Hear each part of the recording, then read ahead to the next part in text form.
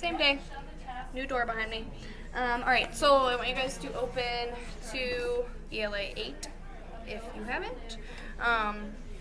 Page 16 is where the poetry lesson starts. It is the second lesson.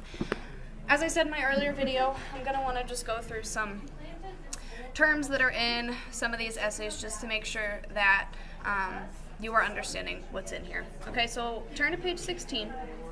It first starts talking about rhyme, which we know rhyme to be cat rhymes with bat, right? In poetry, rhyme scheme can sometimes get a little bit more complex, so I just want to make sure that I'm going over that to begin with. So if you look at this example here, rhyme scheme has to do with the end of each line and how it relates to the rest of the lines in a poem. Okay, so this example here, and you guys should all see this because your workbooks are open, is an A, B, C, B, D, E, F, E rhyme scheme. The way that rhyme schemes are created is the first line, whatever that sound is, which here it's ill for hill, is going to be an A. And then if anything else rhymes with that, it's also an A. But the moment you get a new sound, the O here, you need to change it to the next letter of the alphabet, which is why we get all the way to F pretty quickly, okay? So there's your rhyme scheme. It's often significant for the rhythm and the meter of a poem, okay? So after that, I want you guys to read this on your own as you complete this lesson, but turn to page 17. On page 17, it says point of view, theme, and tone. And you know from the fiction lesson that point of view is the speaker of a story. There's also a point of view in a poem. Even if it's not a story with a plot from beginning to end, there's still a point of view in how a poem is presented to its audience or to its reader, okay?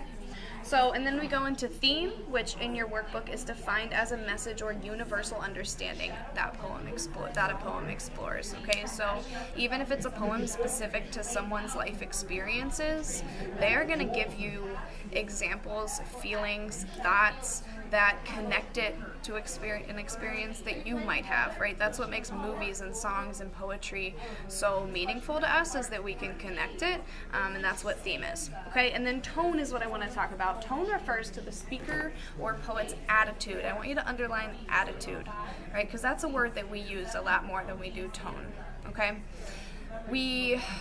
Before I continue on, one way to think about tone is if you are told to do something and it's in a firm, angry tone that is going to be shown through maybe the volume of somebody's voice, the pace in which they say what they're saying, right? So when we hear something, it's often easy to generate a tone, which is why talking through text messaging does not always give everybody everything you mean. So keep that in mind. But when we're seeing something in text, we have to look closely at the words that are being used and how they're being used to know what the tone is, because we can't hear them being said, okay? So the example on here, well, let me finish the definition.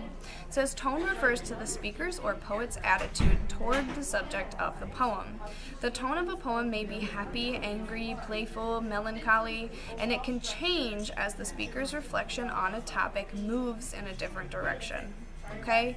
So your attitude about something in real life is not always going to stay the same. That could be the same thing for the speaker from the beginning of a poem to the end. All right? So it says to read the following excerpt from Edgar Allan Poe's Epigram for Wall Street. Identify the speaker, theme, and tone. It says, I'll tell you a plan for gaining wealth, better than banking, trade, or leases. Take a bank note and fold it up, and then you will find your money increases. The language of this is a little bit odd, right? It's different than the way that you would speak, but there's a lot of words that we do know. We just need to decipher what he means. So first and foremost, the speaker. Is it third person? Is it first? The I right here tells us that it's a first person narrator, so whether it's Edgar Allan Poe or a character he's created, the speaker is a first person speaker, okay? And then the theme. I'll tell you a plan for gaining wealth, better than banking, trade, or leases. Take a banknote and fold it up, and then you will find your money increases. Banknote. We can use our context clues with having money here to assume that banknote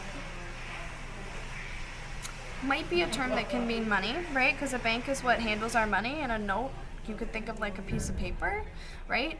So maybe money or a check, okay? So take your money and fold it up. If you're folding it up, would you imagine that you are spending it or saving it? Think about that, okay? So if you fold it up, then you'll find your money increases. Crease could be another word for fold. If I take a piece of paper, there's one surface here, right? The more times I fold it and crease it, yes, technically, if you really look at it, this paper is smaller, but I have a lot more here, right? There are more creases, okay? So, obviously I can't talk back and forth with you guys to generate this knowledge, but seeing that visual, folding up your money, maybe putting it in your pocket, saving it, you may then find your money increases, okay? Not only can we see that the creases might mean you have more, but kind of a play on words, increase is to gain, to have more, right? So the theme of this poem could be that if you save your money, you'll end up having more of it, right? And then your tone. So let me erase what I already wrote so we can look at tone, because this is something that we haven't talked about too much. Tone is an author's attitude toward a subject. So I want to underline some words that might get us to see the tone that he's using. First of all, this exclamation point at the end. When I read it in kind of a positive tone. That's not always going to be the case for something that's exclaimed, but there has to be words in here that are giving me that assumption, okay? So I'll tell you a plan for gaining wealth. One of the ways to look at tone is to kind of just simplify it into positive and negative, okay? And then you might get a little bit more specific when you actually generate a tone. For example, you had melancholy, playful, angry, happy in those examples, right? But if you just start with positive and negative, it helps. So I'll tell you a plan for gaining wealth. Gain. Gain is a positive term, right? Better than banking, trade, or leases. Better, also positive. Take a banknote and fold it up, and then you will find your money increases. Okay? And I also like to think that he made this play on words on purpose for this other positive, right? Gaining, better, increases, right? You might not see it as that way, but I think that it really adds to that positivity. Also, the term will. It's not you might, I'm saying that you will, right? So looking at your poem in your books and underlining those things, some words that you could use to describe this would maybe be hopeful, right? Positive. And quite honestly, to use the workbook to inspire me, it's a little bit playful too, right? Like money is a serious subject, but this passage here kind of makes it a little bit playful. Okay? Hopefully that helps a little bit with tone. I want to just quickly go through some terms that they're talking about with the sound devices and forms of poetry. So this is the same page. The term meter is one. So if you look down under the tone, under sound devices, meter is a recurring pattern of stressed and unstressed syllables, it says. Stressed and unstressed create rhythm, okay? So if I were to say the word playful, play is the root word of it. That's often, it's going to get more of a stress, whereas full is going to be unstressed. Playful. You don't say playful, right? So this gets kind of into the nitty-gritty, but I just wanted to point this out to say that right now, when you think of meter and when it's asking questions about that, if you have a recurring pattern of stressed and unstressed syllables, what that also means is that each line is just going to have the same number of syllables. So if that makes it easier to think like, okay, it might be 5 stressed and unstressed syllables on one line, just think of it as 10 syllables. Okay? That's how rhythm is created, right? Songs, raps, poems, they rely on syllables to give them rhythm. Okay? Your forms of poetry, they define those for you. We already went over rhyme scheme. Stanzas is another term that's mentioned in here. It's mentioned under ode in the chart on page 19. Stanzas are just groups of lines. So, for instance, let's look back at this one here. Because this rhyme scheme, in order to operate the way that it does, needs to separate here. This group of 4 lines is 1 stanza. This is 2. Okay? And then I want you to look at the bottom of 19 to denotation and connotation. Okay? So I'm going to give you 2 examples. The example in here includes a word that you wouldn't necessarily say. So I'm going to discuss also the example in the grade 7 book as well. But denotation and connotation.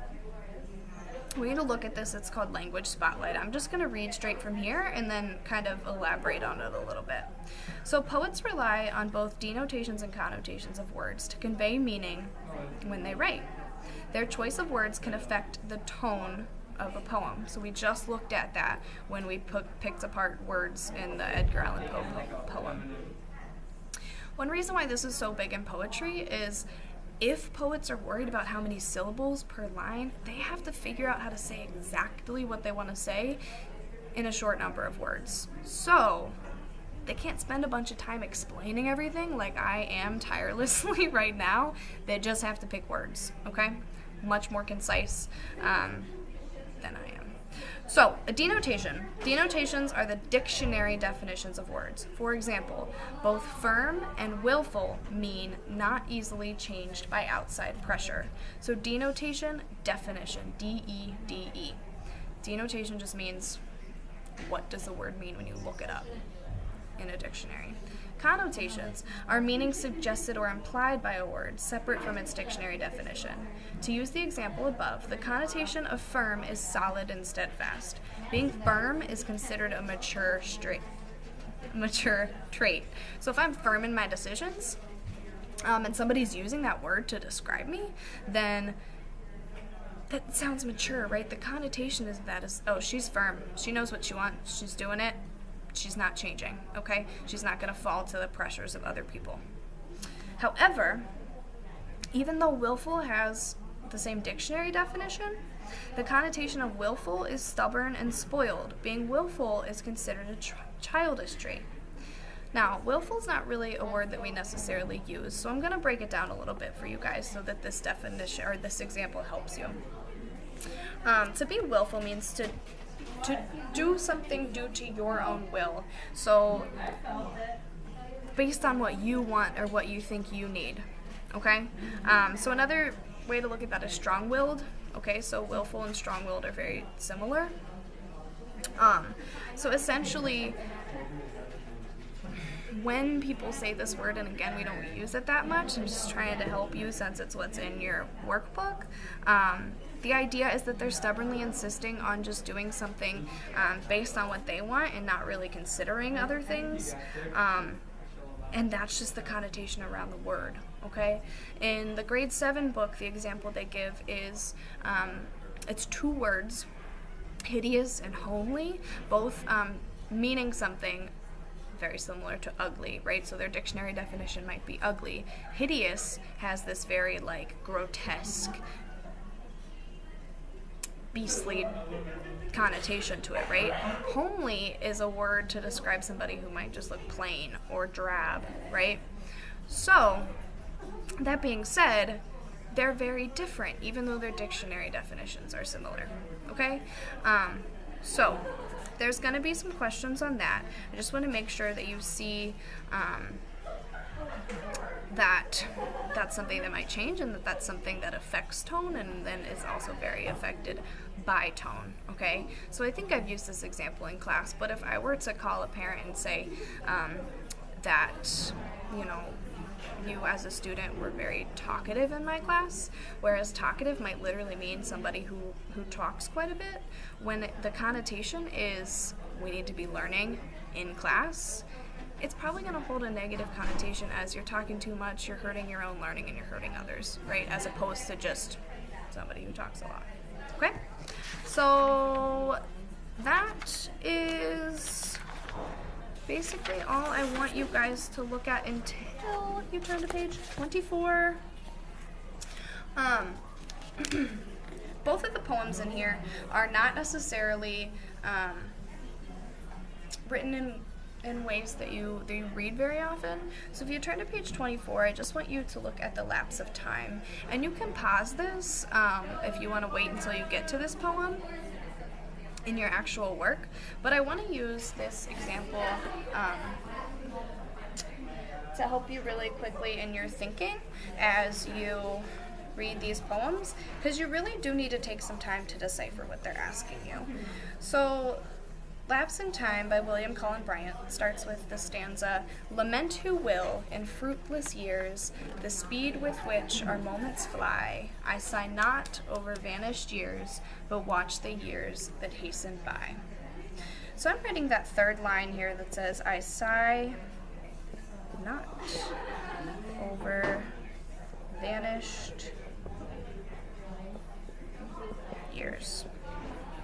To give you an example of how, in order to rhyme, in order to get the syllables they want, and the word choice, authors often need to change the syntax, which means the order of words in a sentence, in order to do that. So a lot of times you might read a line and it's kind of makes sense, but it's not really how you would say something. That's often why. It's also because if a poem is written in a time when the English language was used slightly differently, you're going to see that reflected as well. Okay? So, this says, I sigh not over vanished years. I sigh not. This is a fairly simple example of the syntax being changed, but when you see something that looks familiar, just try to move things around. So the not we know is negative, and if we move it to the beginning,